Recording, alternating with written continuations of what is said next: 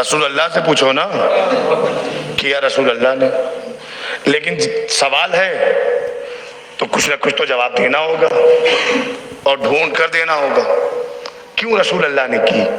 سننا، حضرت نوح کا زمانہ آیا اور نوح کا ایک امتی کسان تھا، دروازے پہ آیا دق الباب، اندر سے باغیہ بیوی کی آواز آئی، کون؟ کہ میں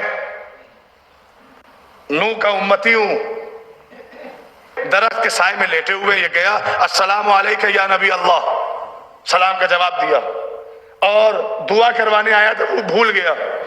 اب سوال کرتا ہے یا نبی اللہ بس اتنا بتاؤ آپ نے اس سے شادی کیوں کی؟ ہائے ہائے ہائے، آپ نے اس سے شادی کیوں کی؟ نو کہتے بیٹھ جا، بیوی میری ہے، سوال تو کیوں کر رہا ہے؟ یا نبی اللہ بس بتا دے آپ نے شادی کیوں کی؟ ڈانٹ کر جب بٹھایا، اب بتا ماجرا کیا ہے؟ کہ سرکار دروازے پر گیا تھا دعا کرواؤں تاکہ بارش ہو جائے، لیکن آپ کی بیوی نے کہا کہ وہ تمہارے لیے بارش کیا کروائے گا، وہ تم جیسا بشر ہے۔ نو مسکرائے، کہ اس لیے تو ناراض ہے؟ کہا اسی لیے میں ناراض ہوں کہ نبی کی برائی کرنے والا ہو یا کرنے والی، یہ قابل قبول نہیں ہے۔ یا نبی اللہ میں آپ سے محبت کرتا ہوں۔ جناب نوح نے کہا چونکہ تو ہمارا چاہنے والا ہے تو ہم تجھے راز سے اوگت کرائے دیتے ہیں، راز ہم بتائے دیتے ہیں کہ سن میں نے اس سے شادی کیوں کی؟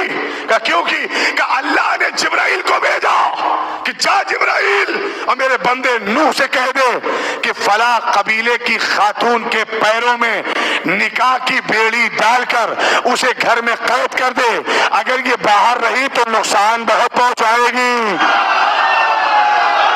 ہائے ہائے ہائے ہائے ہائے ہائے ہائے ہائے، جیو میرے عزیز، ماشاءاللہ، ہائے ہائے، مولا سلامت رکھ، زندہ باد۔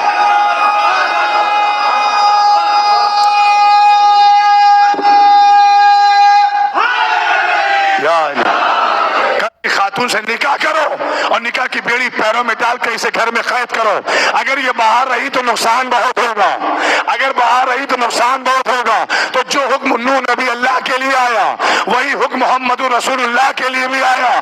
میرے نبی فلاں فلاں کی بیٹی سے نکاح کرو اور ان کے پیروں میں نکاح کی بیڑی ڈال کے گھر میں قید کر دو، باہر رہی تو نقصان بہت ہوگا۔ ارے نکاح کے بعد بھی جنگ جمل تک آ گئی۔